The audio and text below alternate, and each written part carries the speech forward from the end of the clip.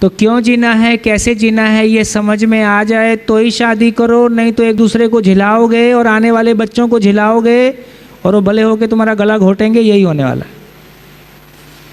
तो जब तक हम नहीं समझते हैं तो हम एक दूसरे, जो जिसके पास है वो उसको बांटेगा, नहीं समझा है तो झेलेगा और झिलाएगा।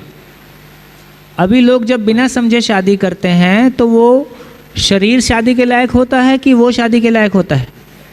शरीर शादी के लायक होता है तो 2 बच्चों की शादी हो जाती है, 2 बच्चों की शादी हो जाती है तो उनसे और बच्चे पैदा हो जाते हैं। बड़े बच्चे छोटे बच्चे को डांटते हैं, छोटे बच्चे बड़े होकर ब्याज सहित लौटाते हैं।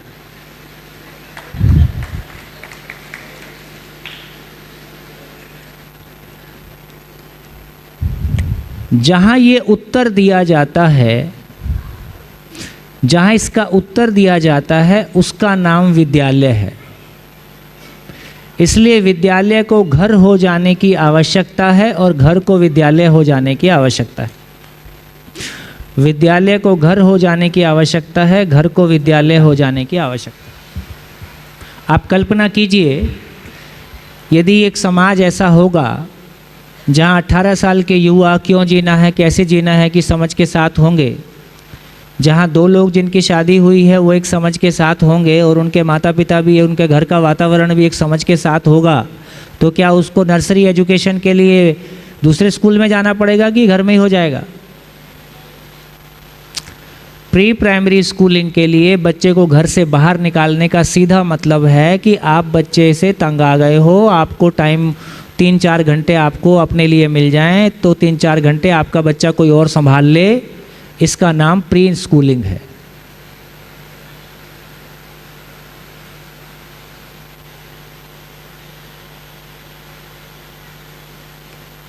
कितने लोग सहमत हैं? हाँ, बहुत अच्छे लोग। शायद ये सच्चाई है, क्योंकि हमारी फैमिली टूट के जॉइंट फैमिली से एकल फैमिली हो गई है ना, और शुरू से हमको लगता है बस बच्चा पेट से निकले तो अंग्रेजी बोलता हुआ निकले। बहुत झंझट है ना, खुद अंग्रेजी बोलने कुछ आते नहीं है, बच्चे के सामने अंग्रेजी बोल के कुछ शब्द बोलते। ये सब नहीं चलेगा भाई, ये सब। तो जो भी कुछ हुआ है तो ये हमारी क्लैरिटी बनती है कि यदि सही अर्थों में अभी की आवश्यकता ये है, ये तो अल्टीमेट स्थिति तो ऐसी है, वो तो हो जाए तो बड़ा स्वागत है, लेकिन अभी आवश्यकता इस बात की है कि घर में भी, अभी घर का मतलब क्या है, धीरे धीरे घर 5 स्टार होटल में कन्वर्ट होता जा रहा है। कितने लोग सहमत हैं? ठीक, घर बच्चों के लिए नहीं रह रहा, वो शोरूम टाइप हो रहा है ना। बच्चे दीवारें काली कर रहे हैं, आप खुश हो जाओ ना, बच्चों के लिए घर नहीं है। हाँ, वो बाहर से कोई आएगा उसको देखने में कैसा लगे, वो कितना सुंदर लगे, एक एक चीज़ सजावट से, सलीके से। घर हमारे रहने की जगह है, घर हमारे इजी हो जाने की जगह है। बच्चा कुछ भी कहीं भी फेंक दे, मौज है बच्चे की, क्योंकि वो उसका घर है ना। आपने दुखती रग पे हाथ रख दिया। हाँ, ठीक है, आपने कहा कि बच्चे को घर में जो करने की इच्छा हो वो करने दिया जाए। आप ठीक से जियो, आपको नहीं बोल रहा हूँ कि आप कुछ भी कहीं भी फेंक दोगे। देखिए मुझको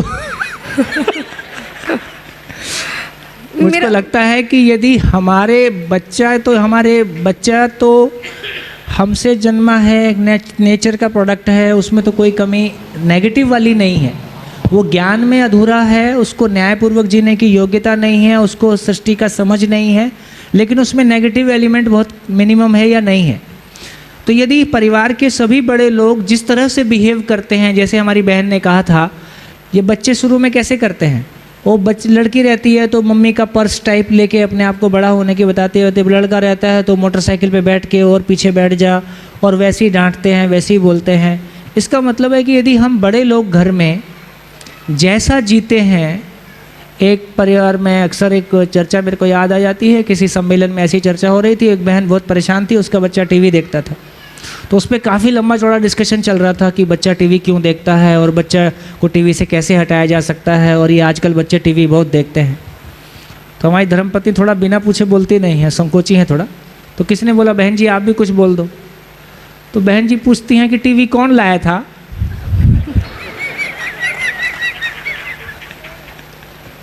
अब झंझट ही खत्म हो गया, बच्चा तो पेट से टीवी लेके आया नहीं था, है ना, टैबलेट टीवी मोबाइल साथ ही लेके निकला, है ना। सब आपने उपलब्ध कराए, है ना। आप जब वो 6 महीने का रहता है आपको लगता है उसको कुछ समझ में नहीं आ रहा है, हम कुछ भी कर सकते हैं, उसको तो सब समझ में आते रहता है, कुछ वो बता देता है कुछ नहीं बताता है। तो ये सब हमारी जीवन शैली का ही कोई हिस्सा वो स्वीकार लेता है, और कुछ चीज़ें हैं वो समय के साथ लेगा, उसको अपना टाइम दे दीजिए। जब हम किसी को बहुत प्यार करते हैं ना, उसका हर काम करने का मन करता है। ये कोई अनुशासन के नाम पे जब हम कठोर होने की अनावश्यक कोशिश करते हैं तो शायद वो हमको वो बारीक लाइन को पहचानना होगा कि कहाँ वो हम अनुशासन की बात कर रहे हैं, कहाँ हम उसको लिबर्टी दें, और कितनी डोर खींचने से क्या फ़र्क आएगा। जैसे यहाँ मंदिर में है, एक अनुशासन के तौर पे चप्पल स्टैंड पे रखने का अभी दोबारा एक बार अनाउंस किया गया।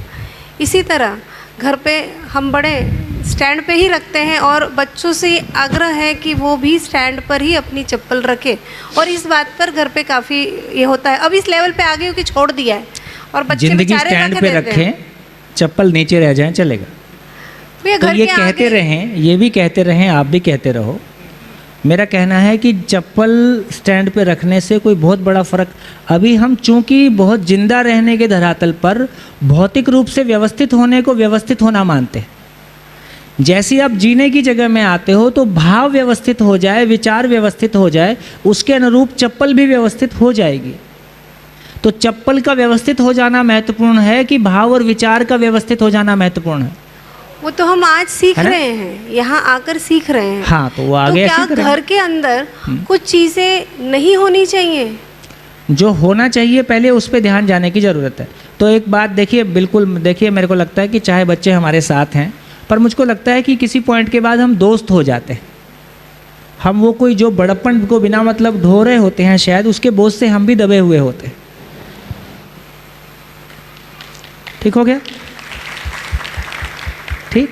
तो मैं ये कहना चाहता हूँ कि सामने वाला बच्चा नहीं है, उसका शरीर बच्चा है। वो तो हो सकता है हमारा बाप निकले, मतलब संस्कार। एग्रीड, 100%। हंस देते यार, संस्कार पॉइंट ऑफ व्यू से कह रहा हूँ, संस्कार पॉइंट ऑफ व्यू से वो हो सकता है हमारे। तो हम एक मित्रवत क्यों ना बात करें। हमारी भी स्थिति कोई पूर्णता की नहीं हो गई है। हम भी यदि लड़की को ये कहना है कि बेटा 9 बजे घर आना है, और लड़की को शिकायत है कि तुम भाई को तो नहीं बोलते हो 10 बजे के पहले घर आना है, हमको बोलते हो 6 बजे घर आना है ना। लड़कियों को ये बहुत शिकायत रहती है। तो हमको बताना होगा, बेटा देखो समाज की स्थिति ऐसी है, इसलिए हमको तुमको ऐसा बोलना पड़ता है। तो यदि आप संवाद करोगे तो बहुत सारी बातें कम्युनिकेट हो जाती हैं। यदि हम नियम और अनुशासन के रूप में बताएंगे तो उस दर से प्रतिक्रिया आना शुरू हो जाती है। तो मुझको लगता है कि बात करने से बात बन जाती है, बात करने से बात बन जाती है। वो हमको बात करने की ताकत हमारे पास हो, बात करने की समझ हमारे पास हो, दूसरे के सम्मान को बनाए रखते हुए हम कैसे संवाद कर सकते हैं। तो मुझको लगता है कि जैसे जैसे ये घटना हमारे बीच में घटेगी, ये बहुत सारा जो तोड़फोड़ परिवारों में हो रहा है, या हम अपनी किसी मान्यता के विशेष, ऐसे बहुत सारी घर में बहनों को लगता है कि बस बेटा जब तक IAS नहीं बन जाए टेबल से उठे मत। ये गुजरात में कम है। गुजरात में अब पढ़ाई को लेके अब आकर्षण बढ़ रहा है ना। लेकिन बहुत सारी स्टेट्स हैं जहाँ पढ़ाई को लेके बहुत दबाव है और काफ़ी सारा प्रेशर क्रिएट होता है। तो अधिकांश घरों में पति पत्नी का झगड़ा इस बात को लेके होता है कि पत्नी का दबाव है कि पति ऑफिस से आते ही और अगली सुबह तक बच्चे के साथ बैठा रहे, और पति बेचारा पढ़ पढ़ के पहले से बोर हुआ रहता है। उसको लगता है मुश्किल से जान बची इस पढ़ाई से, अब बच्चे के चक्कर में फिर वो फंस जाता है। तो इन तमाम चीज़ों को देखते हैं, तो यदि दोनों में वो समझ वाला कंपोनेंट डेवलप होगा तो हम चीज़ों को बैलेंस कर ले जाएंगे। जो हमारे बीच में जो मैंने सूत्र कहा कि मानव गलती करने का अधिकार लेकर पैदा होता है।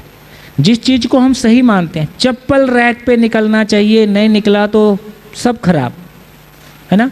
जो सामान जहाँ से लिया उसको वहीं रखो, तौलिया यहाँ रखो, ये चीज़ वहाँ रखो, ऐसा करो वैसा करो। ये दुनिया भर का जितना हमने चीज़ किया, उस चक्कर में वो संबंध भी चला गया जब आपस में कम्युनिकेशन हो सकता है। पूरी फैमिलीज डूज एंड डोंट्स होके रह गई। आपस में कुछ संवाद नाम की चीज़ होती है, एक दूसरे की ज़िंदगी में कुछ सुनने समझने की कोई बात होती है, एक दूसरे की ज़िंदगी में हम कहाँ पहुँचे, इतने साल में हमारी, है ना, मैं कहाँ, मेरा भाव और विचार की स्थिति कैसी बनी, तुम्हारे भीतर किस चीज़ का डर होता है, क्या चीज़ उपलब्धि के रूप में फील होता है, आज का दिन कैसा रहा, आज का दिन क्या उपलब्धि हुई, अपनी भी बताएं, उसकी भी सुने, फिर बाकी चीज़ें ठीक हो जाती। सूत्र है, गुरु मूल्य में लघु मूल्य समाया रहता है। गुरु मूल्य में लघु मूल्य समाया रहता है। जब हम बड़ी चीज़ों को हैंडल कर लेते हैं, छोटी चीज़ अपने आप सेट हो जाती।